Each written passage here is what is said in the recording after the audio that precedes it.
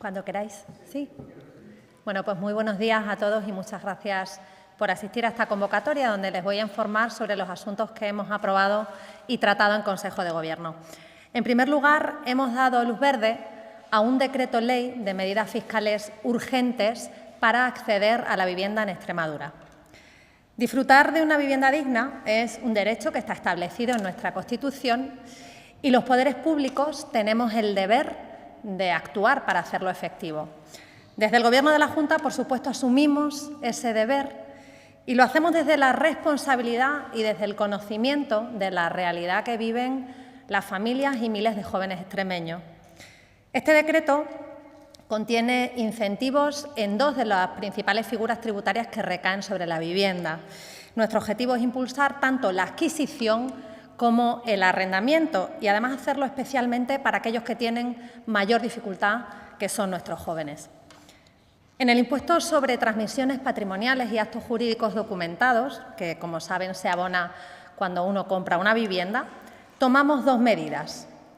La primera, bajamos al 7% la adquisición de una vivienda, que vaya a ser la vivienda habitual, cuando su valor no supere los 180.000 euros. Hasta este momento, este tipo se aplicaba en viviendas de hasta 122.000 euros y las limitaciones de renta existentes, la verdad es que dificultaban bastante su aplicación. Se venía exigiendo que el comprador tuviera una base imponible máxima de hasta 19.000 euros en tributación individual o de 24.000 euros en tributación conjunta, y a este requisito se añadía además que la renta anual de todos los miembros de la familia que fueran a habitar esa vivienda no podía superar los 30.000 euros, incrementado en 3.000 euros por cada uno de los hijos que fuera a vivir con el adquirente. Pues bien, nosotros hemos elevado esos límites de renta hasta los 28.000 euros en tributación individual y 45.000 euros en tributación conjunta. Y, además, hemos eliminado el requisito de los 30.000 euros de renta de la unidad familiar. De esta manera, las adquisiciones de vivienda habitual que vayan a realizar la mayoría de extremeños pasarán a tributar al 7%. En segundo lugar, bajamos al 6% la adquisición cuando los compradores sean jóvenes menores de 36 años, manteniendo las mismas condiciones de mejora de las que les he informado anteriormente. Y quiero destacar que para estos jóvenes el tipo efectivo que van a pasar a pagar, que ahora establecemos en un 6, es mayor, porque les recuerdo que ya existía una deducción del 20% de la cuota en este impuesto. Por tanto, estos contribuyentes jóvenes extremeños que vayan a adquirir su vivienda habitual lo harán a un 4,8%. Esta deducción del 20%, que ya existía para jóvenes, también se aplicaba a las familias numerosas y a las personas con discapacidad. Y con este decreto ley queremos ampliar este beneficio a las familias monoparentales.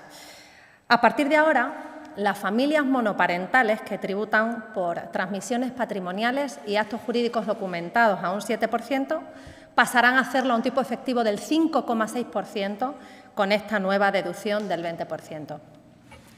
Y les pongo un ejemplo práctico. Cuando una familia monoparental compre una vivienda de un precio de 150.000 euros, en lugar de pagar 12.000 euros, que era lo que tendría que pagar con el tipo anterior y sin la deducción, pasaría a pagar 8.400 euros. Estamos hablando de un ahorro de 3.600 euros. Además, también actuamos con este decreto ley en el impuesto sobre la renta de las personas físicas, aprobando dos deducciones. Estas mejoras, estas dos deducciones, se van a aplicar con efectos retroactivos desde el 1 de enero del 2024. Tener una vivienda vacía tributa. Lo hace al 1,1% o al 2% del valor catastral. Por tanto, los españoles pagan por tener viviendas vacías porque así lo regula el Estado con las imputaciones de renta. Para estimular el alquiler y ampliar la oferta de vivienda disponible, también hemos querido beneficiar a los contribuyentes que den ese paso para arrendar. Lo que queremos es que los extremeños no paguen prácticamente nada cuando pongan en alquiler sus viviendas para que sea la vivienda habitual del inquilino. Y para ello hemos aprobado una deducción del 30% del rendimiento neto reducido del capital inmobiliario obtenido por ese alquiler, con un límite máximo de 1.200 euros. El requisito que exigimos es que la vivienda haya estado vacía o en desuso al menos un año antes del contrato y el arrendamiento debe ser igual o superior a 3 años. El segundo incentivo que aprobamos en el IRPF pone el acento en el medio rural. Queremos estimular la puesta en el mercado de viviendas en municipios, en entidades locales menores y en pedanías de menos de 3.000 habitantes. Vamos a bonificar la cuota del IRPF con un 15% de las cantidades invertidas en rehabilitar viviendas para destinarlas al alquiler.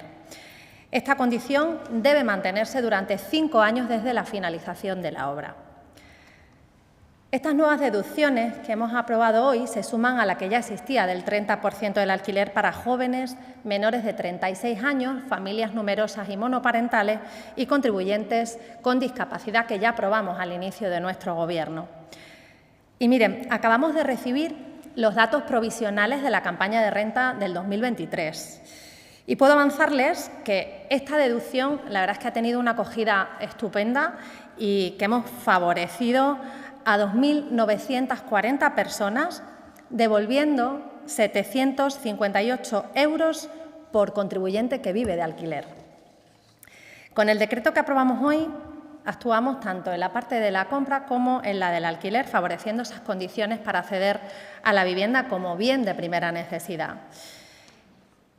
Y quiero avanzarles también una de las medidas que va a ampliar las posibilidades de compra de vivienda para los jóvenes extremeños. Como saben, el aval joven que aprobamos en junio de este mismo año, la verdad es que ha tenido una respuesta muy positiva por parte de los jóvenes y la demanda ha superado todas las expectativas. Y por ese motivo les anuncio que hemos incrementado en 2 millones de euros los fondos propios para el aval joven en este ejercicio 2024. Nosotros tenemos muy claro en nuestro Gobierno que hay que devolver el esfuerzo que han realizado las familias extremeñas durante el tiempo, los años, que esta región ha sido un auténtico infierno fiscal. Miren, solamente en el impuesto de transmisiones patrimoniales, en la modalidad de transmisiones patrimoniales onerosas, hemos recaudado a julio de 2024 6.600.000 euros más que en julio del 2023. Y si lo comparamos con 2022, estamos hablando de una recaudación de más de 10 millones de euros.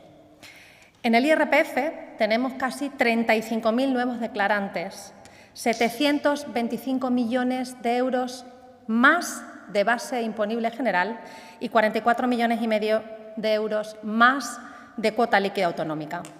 Por tanto, lo decimos alto y claro, se pueden bajar los impuestos y se puede recaudar más. De hecho, hemos devuelto ya a los extremeños más de 42 millones de euros de la tarifa, más lo que hemos devuelto en concepto del alquiler, que asciende a unos 2.200.000 euros, y, como digo, recaudamos 44,5 millones de euros más. Con este decreto ley que aprobamos hoy, hemos querido dar un paso más en esa justicia tributaria que merece nuestra tierra y, por supuesto, este es el camino por el que vamos a seguir avanzando. Por otra parte, el Consejo de Gobierno ha dado luz verde a otro asunto de gran interés para el desarrollo económico de nuestra región.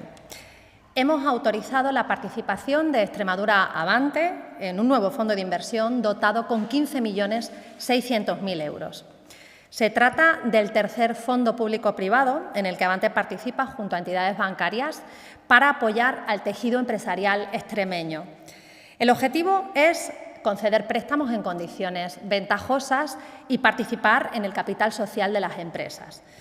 La experiencia que hemos tenido con los anteriores fondos de inversión ha sido un éxito. Han favorecido inversiones por valor de 240 millones de euros y la creación de más de 2.000 puestos de trabajo.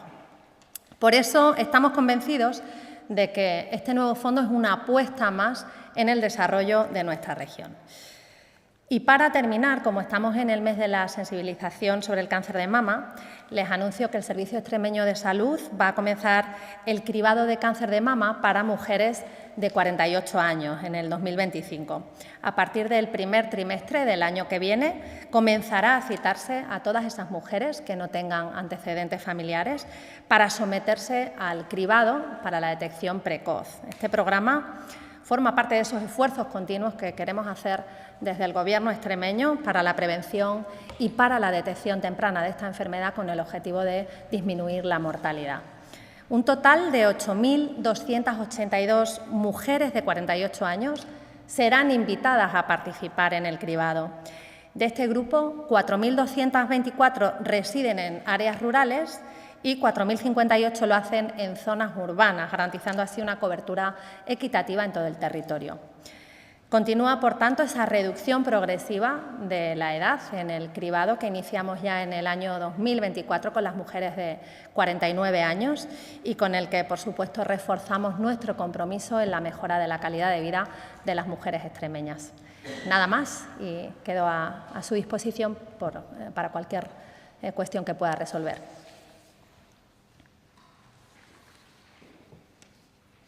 Sí, buenos días, presidenta. Dos cuestiones. Una, el viernes se reúne con el presidente del Gobierno. Me gustaría saber qué temas va a llevar en su agenda para hablar con él. Y segunda cuestión, ¿cómo van los presupuestos de Extremadura para el año que viene? ¿Cómo va ese proceso de negociación?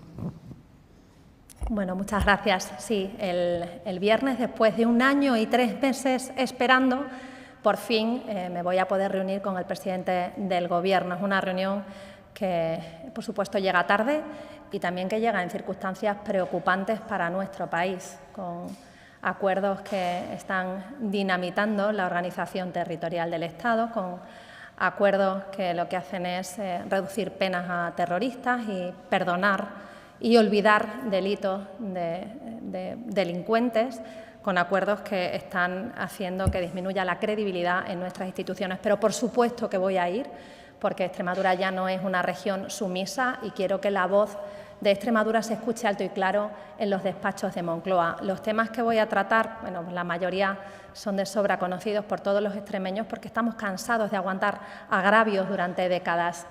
Serán las conexiones de comunicación, tanto ferroviarias como por carretera. Hablaré también de las necesidades de energía que tiene nuestra región para poderse desarrollar.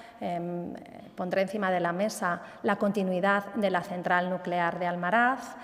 Hablaré de campo extremeño, de las necesidades que tienen nuestros agricultores y ganaderos y de otras muchas cuestiones, de todas las que me dé tiempo a contarle al presidente y más urgentes en el tiempo que me permita estar despachando con él. De cualquier forma, le entregaré un documento con las principales necesidades que tiene esta región. En cuanto a los presupuestos de la comunidad autónoma, yo sigo con la mano tendida al resto de grupos y mi deseo, desde luego, y el deseo de nuestro Gobierno es que podamos presentar cuanto antes un presupuesto que previamente pues tenga el visto bueno, por así decirlo, o que esté consensuado con el resto de grupos, porque creemos que es lo que necesita Extremadura, que en este momento no se frene su crecimiento, que continuemos impulsando ese cambio de tendencia que hemos conseguido dar en tan solo 1 año y 3 meses a muchos indicadores socioeconómicos, y lo que espero es esa respuesta positiva por parte de los grupos de la oposición. Bueno, buenos días. Buenos días. Sobre el decreto ley, yo quería saber si tienen un impacto de las medidas, un impacto económico de cuánto supone esto, y también, como el impuesto de transmisiones es para vivienda de segunda mano, si para vivienda nueva tienen alguna idea de qué se puede hacer. En el IVA no se puede intervenir, pero no sé si hay alguna idea de mejorar las ayudas a la compra de vivienda nueva o algo así. Bueno, por supuesto que tenemos, todas las medidas que llevamos tienen un impacto económico. El impacto económico de esta medida luego se lo facilitamos, pero es muy pequeño. Y además, lo que también queremos poner encima de la mesa es lo que les he contado con respecto a los datos provisionales de la campaña del 2023. El impacto que calculamos no tiene en cuenta el futurible de movimiento económico que haya luego en Extremadura con este tipo de medidas que, como digo, son muy bien acogidas y muy necesarias para esa justicia tributaria que necesitamos. Le pasamos el dato concreto del impacto de esta medida, pero como digo, lo que pretendemos y estoy casi convencida de que lo que obtendremos es una mayor recaudación.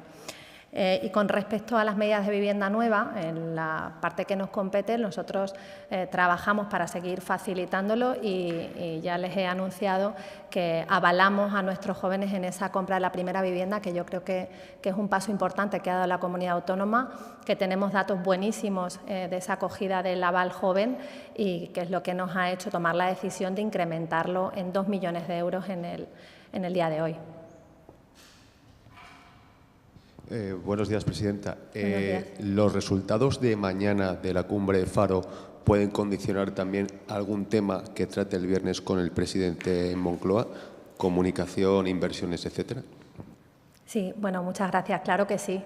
Nosotros en esta cumbre, como ya se ha anunciado, vamos a insistir sobre el cumplimiento de plazos, que se aceleren los plazos para que esté en el año 2030 el trayecto ferroviario, el AVE, entre Madrid y Lisboa. Vamos a hablar también de ese avance de la conexión ferroviaria entre Sines, Lisboa, Madrid y Valencia, con Extremadura en el epicentro y por supuesto que en función de lo que mañana salga de la cumbre, pues serán cuestiones que trate con el presidente del Gobierno.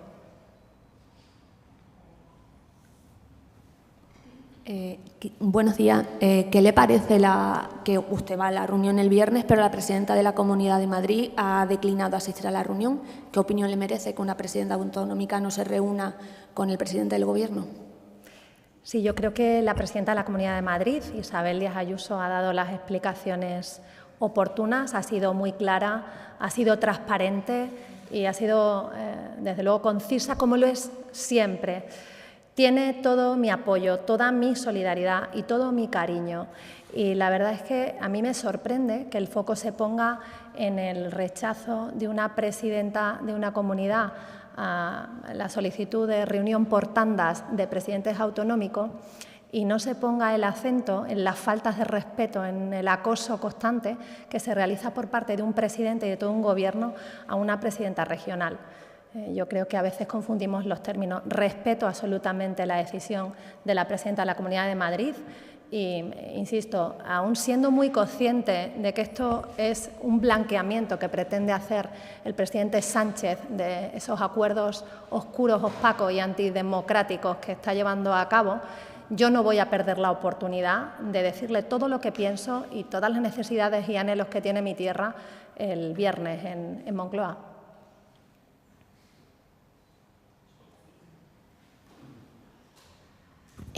Yo quería saber si este decreto ley se trae hoy a Consejo de Gobierno y se ha empezado a tramitar a raíz de que digamos de la paralización que existe en los presupuestos y luego también si cree que esto puede ayudar de alguna forma pues a desbloquear lo otro. Bueno, este decreto ley se lleva a efecto por la urgencia que tiene la asunción de medidas para solucionar un problema de país, en este caso un problema en la comunidad autónoma. Nosotros somos muy conscientes de la necesidad que tienen especialmente los jóvenes extremeños y lo que hacemos es actuar. Como sabéis, el decreto ley luego tendrá que ser convalidado en la Asamblea de Extremadura, pero el inicio de la efectividad del mismo ya entra en vigor desde ya. Actuamos, detectamos los problemas y este Gobierno reacciona y actúa. Lo que estamos haciendo es gobernar.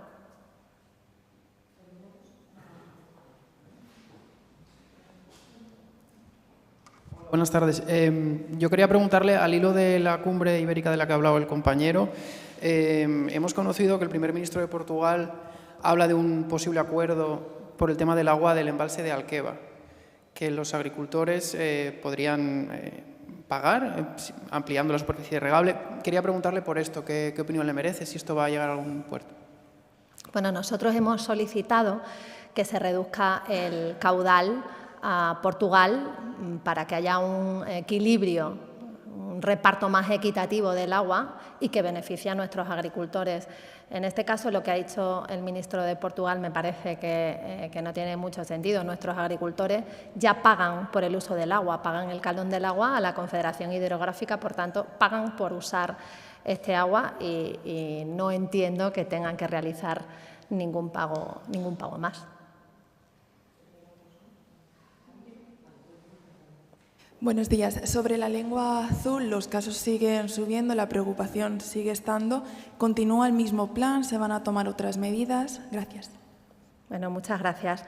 Con respecto a este problema, nosotros estamos más que preocupados por nuestra cabaña ganadera y estamos poniendo todos los recursos disponibles en la compra de vacunas, que entendemos que es la solución que necesitamos y de forma inmediata para hacer frente a los serotipos.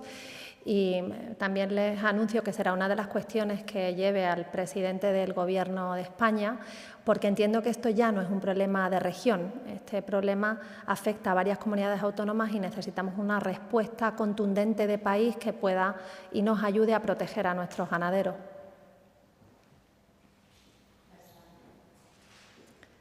Muchas gracias a todos. Gracias.